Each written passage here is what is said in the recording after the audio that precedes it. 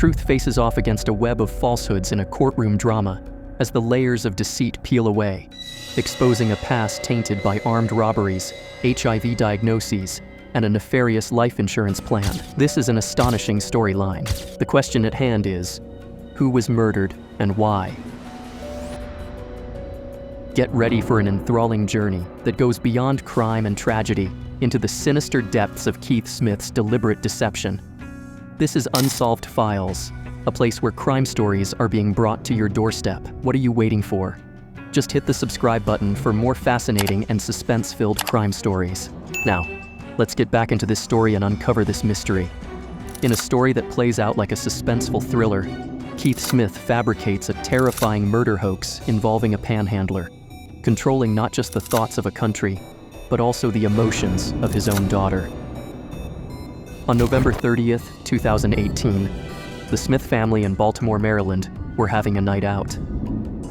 Valeria Smith was with her father Keith and her stepmother Jacquelyn, belatedly celebrating her 28th birthday at the American Legion Hall. They ate, drank, danced, and took photos. When the family exited the Legion just before midnight, no one would have predicted that the night was about to turn deadly. A few blocks from Valeria's home, Keith slowed the car to a stop and rolled down the passenger window. Jacquelyn wished to offer money to a new mother who was out on the street carrying a small bundle in her arms, as well as a sign that read, "Please help me feed my baby," as Keith would later tragically recount that stopping to help the woman in need would prove to be Jacquelyn Smith's fatal mistake. Both he and his daughter had a message for the city of Baltimore. Be careful who you trust, because things are not always as they seem. 52-year-old Keith Smith placed a frantic 911 call from his vehicle at 12:30 a.m.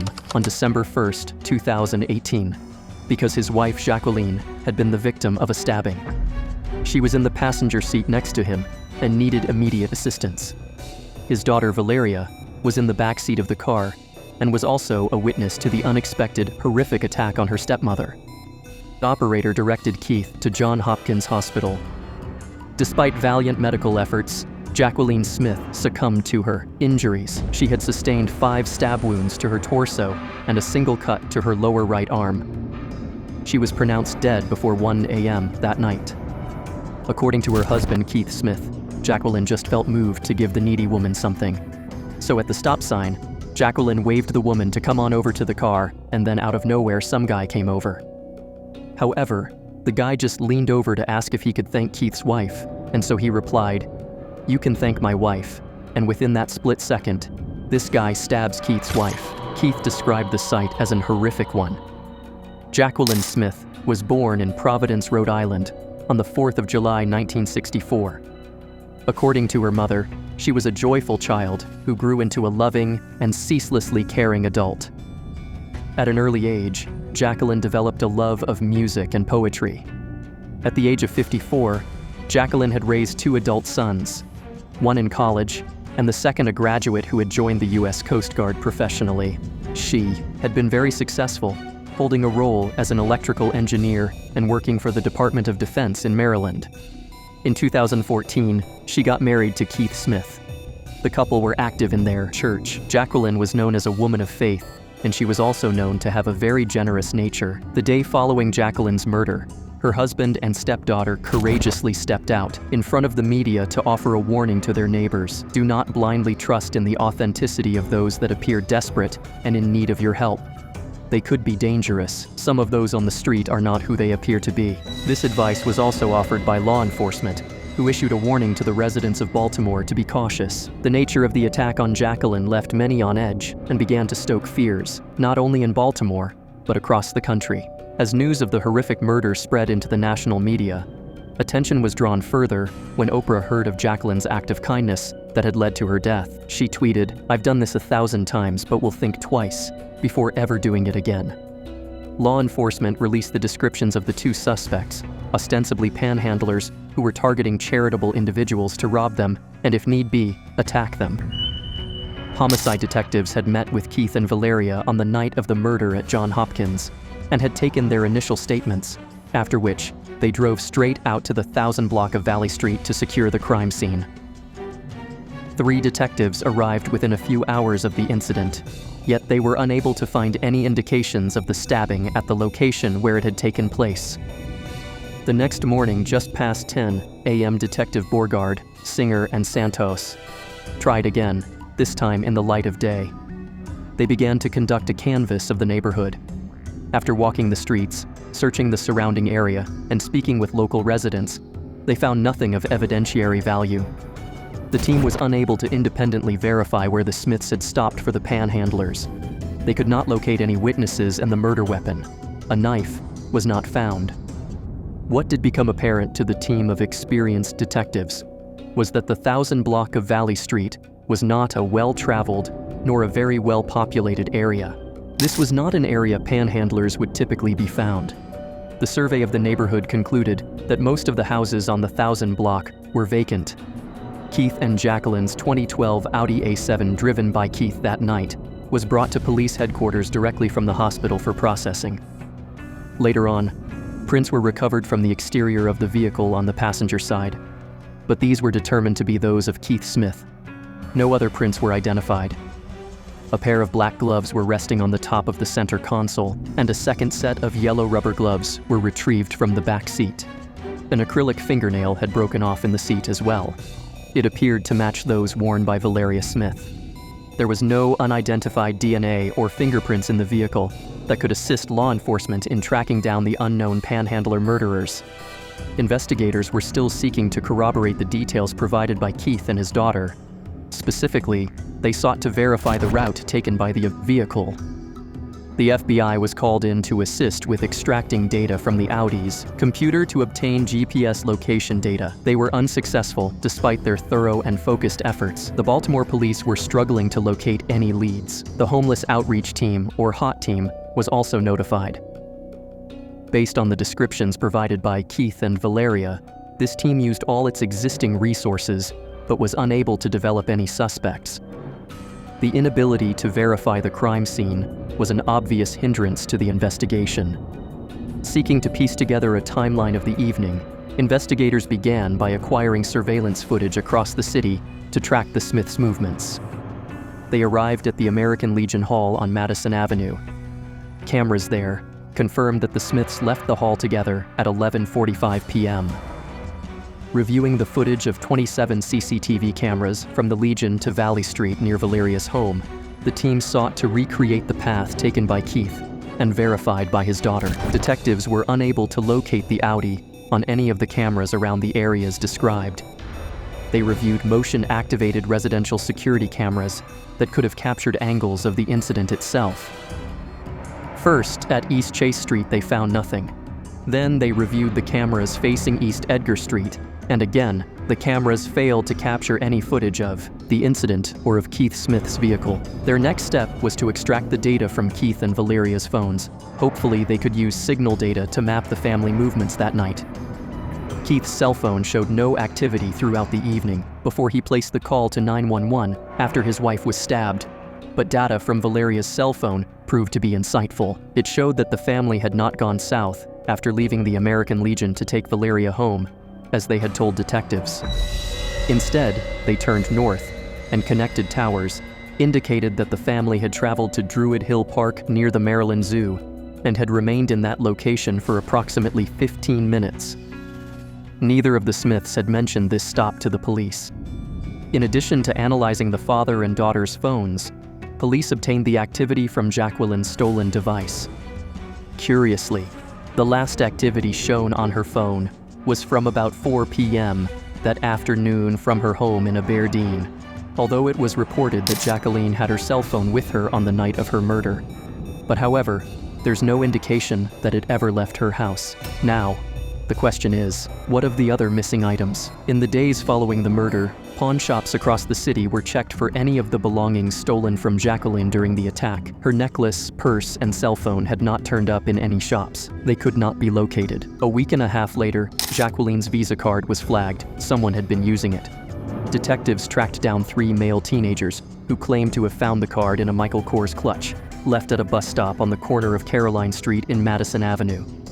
The teens were detained and questioned as potential suspects.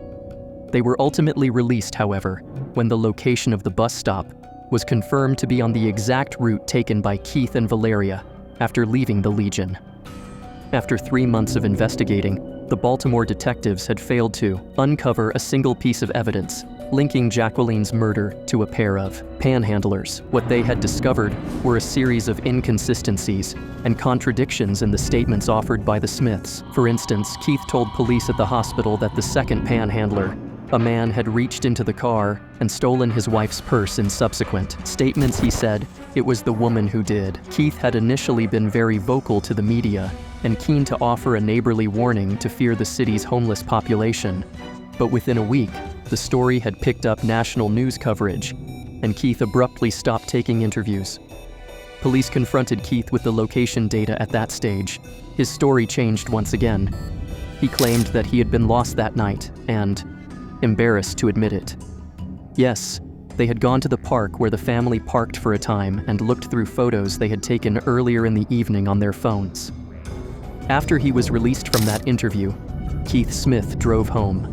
When Valeria was questioned, she requested an attorney and the interview ended. Later, she left Maryland as well to meet up with her father, and then law enforcement knew that Keith was fleeing and they were tracking him. Keith must have at least suspected that he was being watched. He attempted to dodge a wiretap on his phone in a few ways, by changing his number, changing his phone provider, and shipping a new cell phone to his daughter. However, law enforcement was still listening in. In February 2019, Keith attempted to book 2 flights out of the country, one to Canada and a second to Cuba. These attempts failed because he did not hold a U.S. passport. Keith eventually deduced that he could fly to the U.S. Virgin Islands by providing only a driver's license.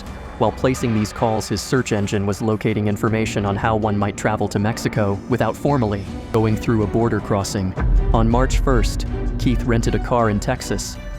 This move prompted an immediate response by the police in Baltimore, and an arrest warrant was issued for Keith and his daughter 2 days later.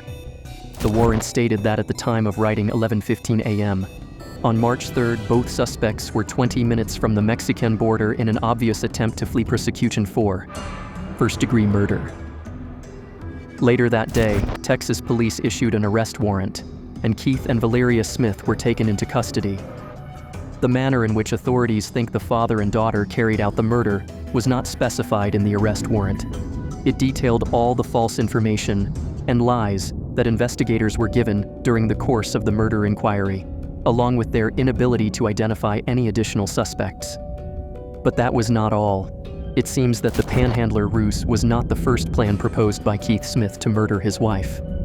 Investigators learned through a friend of Keith's brother, Vic, that Keith had previously asked for help getting rid of his wife. According to his brother, in the months leading up to her death, Jacquelyn had spoken to Keith about wanting a divorce.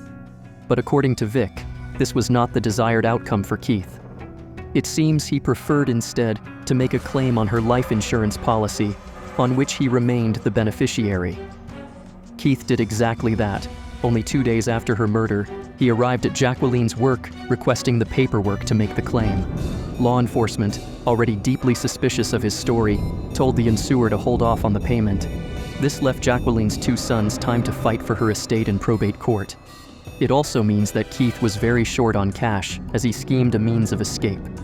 He was forced to apply for a cash advance on his American Express, which was declined. The news that the Panhandler murder had all been a hoax was not a surprise to everyone, in particular Jacquelyn's mother, who still lived in Rhode Island. She told the shocked news media that she had always believed that Keith's story was nonsense. The Trevine family reported that they were never close with Keith Smith. Because of this, it is unclear if they were aware of his criminal past. 20 years earlier, Keith had committed armed robbery 3 times at the same bank. In December 1999, Keith lost his job with FedEx because of a loss of points on his driver's license. Still, according to the Baltimore Sun, he had just found out that he was HIV positive, struggling to pay for household bills as a single father to his daughter, and requiring medication. Keith decided that the First Union Bank on York Road in Towson was a prime target. Its proximity to Interstate 83 allowed for a quick getaway. So he walked into the bank wearing a ski mask and carrying a pellet gun. He jumped over the counter, emptied the drawers of cash, and exited from the back. This first robbery yielded a payout of about $115,000. 3 months later, he did it again. That time he took home $6,000.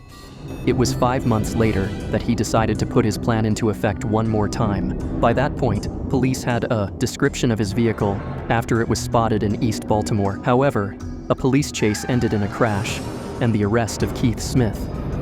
He served 6 years of a 12-year sentence in state prison. Keith told police that he had used the stolen funds to pay bills. When they searched his home, they located roughly $20,000 wrapped into bundles and hidden away in a black bag. Valeria Smith was charged as an accomplice to the murder. It is unclear what case, if any, the prosecutors had developed to link her to the premeditated murder of her stepmother. It was clear that she assisted in covering up the murder after the fact. It was revealed that Valeria had been struggling.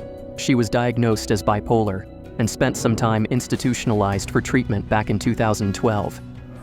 Since that time, she had also developed an addiction to heroin. It was believed that she was in many ways another victim of her father's coerced into assisting him to cover up the murder. For this reason, Valeria was offered a plea deal. Valeria admitted guilt as an accomplice, and she did agree to testify against her father. The trial took place in late 2021. Valeria told the jury that after celebrating her birthday, her father drove the family to Druid Hill Park with Jacquelyn, whom she believed had dozed off in the front seat. There, her father stabbed her stepmother 5 times when she was believed to have been at least initially sleeping. He disposed of the knife in the woodland. Valeria was given 2 wallets belonging to Jacquelyn, including the Michael Kors clutch. She testified that she was instructed by Keith to get rid of them. She left one at the bus stop at Caroline and Madison, where she watched as a group of youths wandered over and picked through it. The Panhandler story was given to her by Keith. The defense team grilled Valeria over the length of time it took her to come clean. They accused her of playing a more active role in the murder and lying on the stand to save herself. The 32-year-old recovering addict testified that she was forced by her father to lie, but was telling the truth now because she did not want to go to prison for a murder she did not commit. In December 2021, Keith Smith was found guilty of first-degree murder. He was given a life sentence in prison. Following her father by 1 month, Valeria was also given her part in the cover-up of the murder. She received a 5-year sentence. For Jacquelyn's family, the verdict and sentence were a relief because they represented the exact justice they had been seeking. And that was the story of Keith Smith and the Panhandler murder hoax. Please ensure to share your thoughts in the comments section down below. And now, if you've enjoyed this video, be sure to give us a thumbs up. It will cost you nothing to do that. Also, you can check out this next video on your screen to see the family man's dark secret in the Masumi Watanabe case. What are you still waiting for? Go unsolve the case. See you in our next video.